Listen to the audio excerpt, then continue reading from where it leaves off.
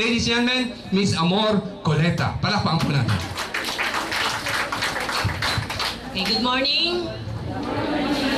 Ako ho si Mrs. Coleta. I-share ko lang ho sa inyo ang naging karanasan ko at kung ano ang nagawa sa akin ng green barley. August 25, nabigla ho akong nag-bleeding. Actually, nasa klase ako nito noon. Then, bigla akong umalis sa klase at pumunta sa faculty room. Sabi ko sa mga bata, sunod na lang yung gamit ko dahil masama ang pakiramdam ko. So, nagpahinga muna ako saglit. Then, nagtaka ako, tumigil naman yung dugo ko kinagabihan. Then, pagdating sa bahay, naging palaisipan sa akin, ba't ako dinugo ng bigla na puhos, then biglang tigil. So, nung sumunod na araw, spot na lang siya, spotting. Sabi ko, bakit kaya? Kung regleto, ba't hindi pa tumuloy? So, ang ginawa ko, bumili ako ng pregnancy test, tinest ko, positive. Sabi ko, baka ako'y buntis. Kasi edad kong 44 years old, eh baka abnormal na ho yung anak ko. Bigla ako natakot. Tumawag ako ngayon sa OB ko. Na-diagnose niya na molar pregnancy. Hindi baby ang laman ng tiyan ko. Kung tawagin nila is kiawa ba? Kiawa. So, sabi niya, kailangan matanggal na natin yan lahat ng reproductive organ mo kasi babalik at babalik uli yan. So, sabi ko, ay wala ho sa budget yun. Sabi ko, magkano ang ipiprepare ko? Sabi niya, more or less 100,000.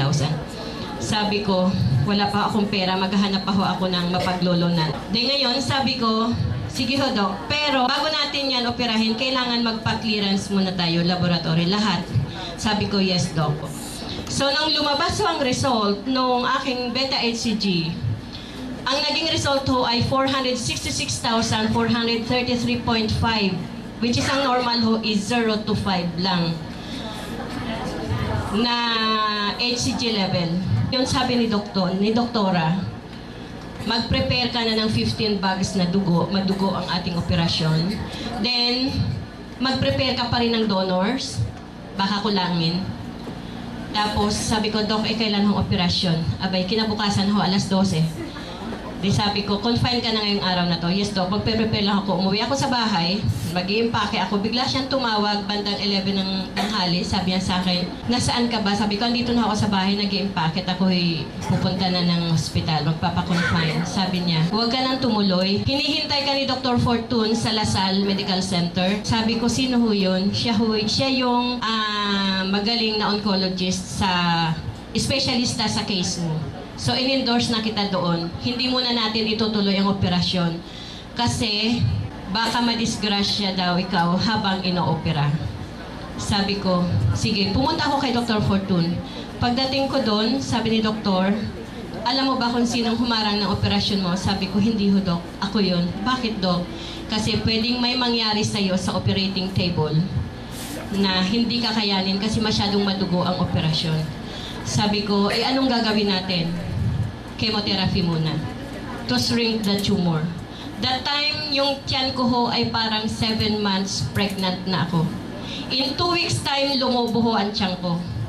At nanginginig na ako noon, pati boses ko nanginginig, nanghihina na ako at pinaiingat-ingatan na wag akong duguin kasi once na dumugo daw yun, bulwak, baka hindi ako umabot ng hospital kung saan man ako abutin.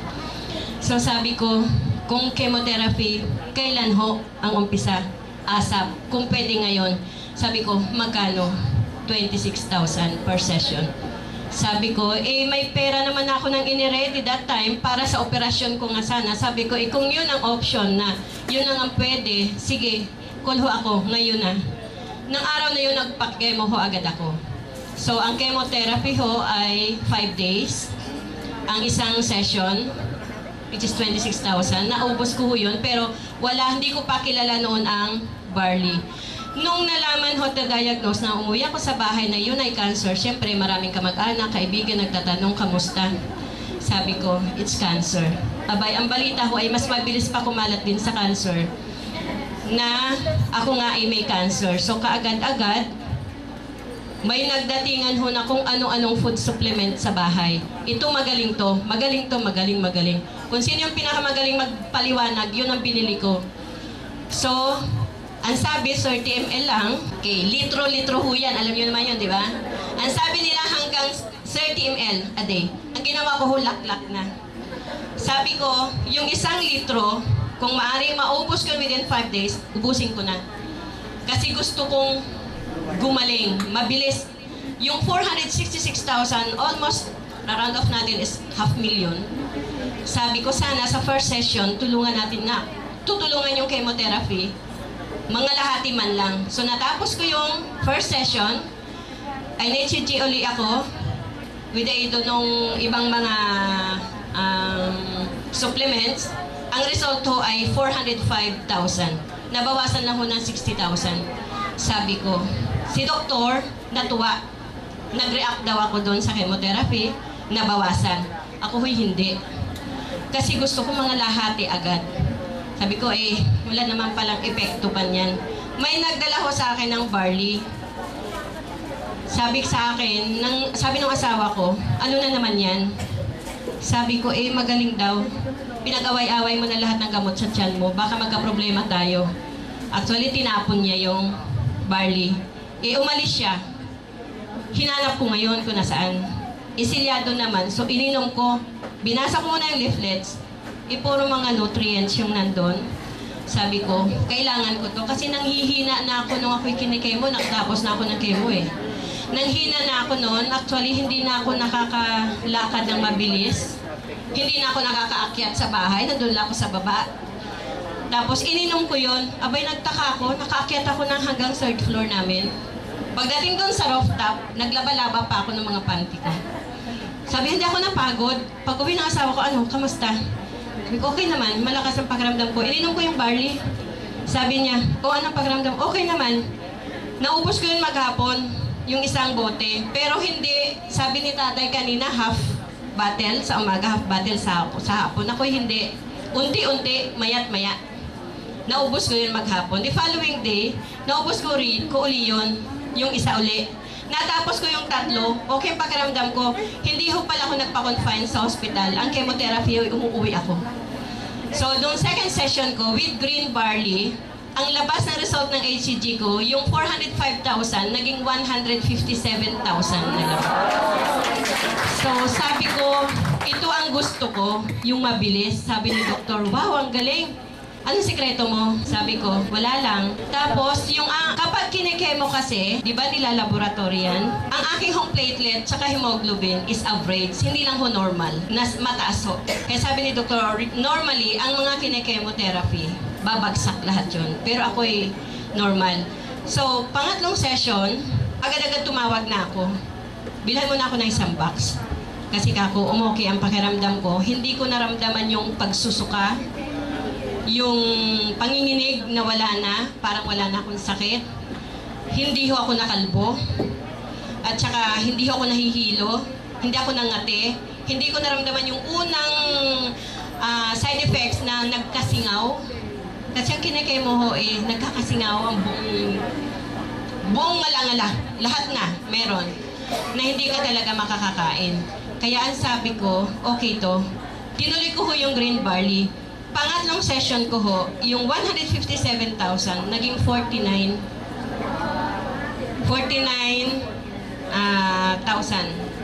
na lang. So ngayon sabi ko, okay to. Number 8, balik ko ako sa trabaho. Kasi ang sabi ko kay doktor, kung hindi niyo ako pababalikin sa trabaho, wala na akong pambayad sa inyo. Dahil without pay ho yung leave ko. So 2 months ho akong on leave without pay.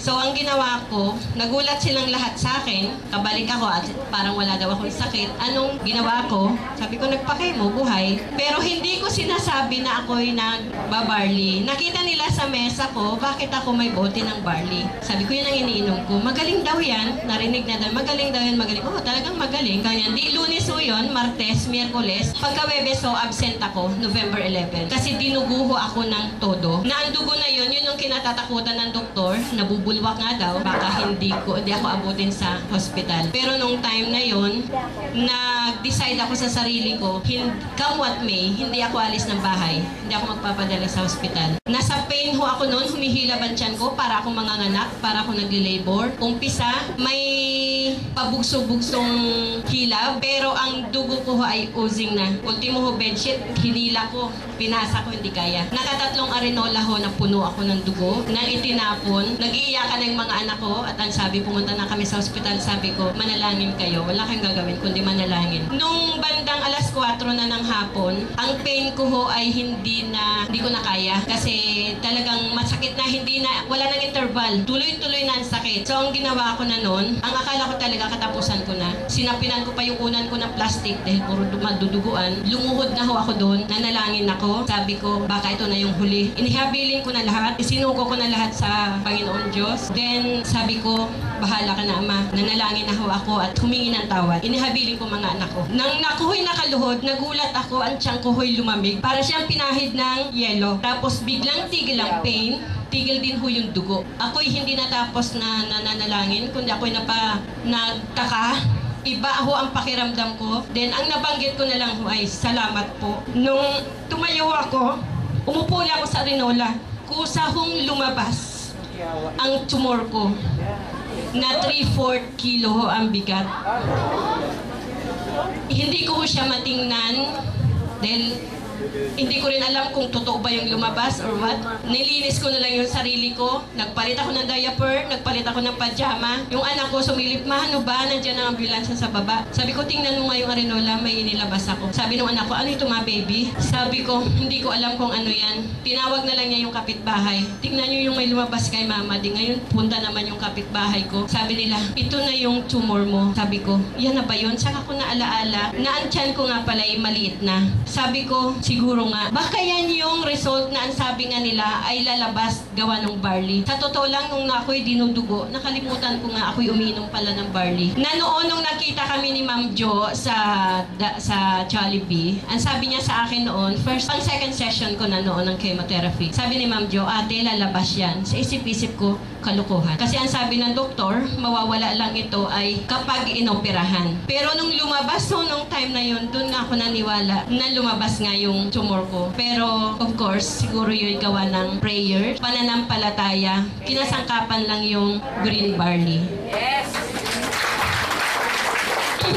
So, nung sumunod ho nun, pero nung dinudugo ako nun, nakamonitor si doktor. Ang doktor ko nga pala, si Dr. Fortune. Sabi ni doktor, "Are you okay?" "Yes, doc, I'm okay." "Can I see you tomorrow?" "Yes, doc." Pagdating ko doon sa kanya, dala-dala ko yung tumor kong lumabas na sa grapon. Sabi sa akin ni doktor, "Give me good news." "Doktor, hindi ko alam kung ang dala ko sa inyo is good or bad news." "Oh, what's this?" "Yan ho yung nilabas ko." Sabi mo, dinudugo ka lang. "Yes, doc." "Ba't hindi mo sinabing may lumabas pala sa'yo na ito?" Sabi ko, kasi doc, pag pinadala niyo ako sa ospital, natural, darating kayo, wala akong pambayad sa inyo.